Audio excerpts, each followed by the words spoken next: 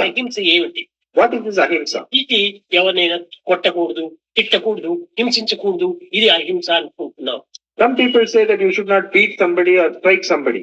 ఇంకొన్ని బాధించడం హింస అనుకుంటున్నాం. You should not speak in a aggressive way. కాదు. That is not ahimsa. మన ఫ్యాక్టరీ నుంచి పోయేటువంటి pollution water, The pollutants and effluents from our factory, that is ahimsa. ఇవన్నీ ఒక నదికో లేకపోతే ఒక ట్యాంక్ కో చేర్చకుండా దానికి ప్రత్యేకమైనటువంటి ఒక బందోబస్తు చేయండి, ఇదే అహింస. You must treat these effluents to prevent pollution of the lake and the river. Public ఏ విధమైనటువంటి యొక్క బాధలు కలగకుండా చూసుకోవాలి. We should not create any troubles for the public. ఈ వాటర్ పోయి అక్కడ చేరడం చేత అనేక మంది జబ్బులు రావచ్చు.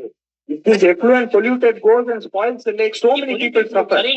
అరేంజ్మెంట్ చేస్తే ఇదే నీవు అహింసలో పాల్గొన్నవాడు. You must control your effluents and treat them properly. ఈ విధంగా మన వ్యాపారం అందుకొని ఎన్నో రకమైనటువంటి యొక్క మార్గాన్ని అనుసరించి మన దేశానికి, సమాజానికి, ప్రజలకు ఎంతో మనం ఉన్నత స్థాయిని అభివృద్ధి చేయొచ్చు. In so many ways, you have to serve the nation, serve the society, and see that it comes up.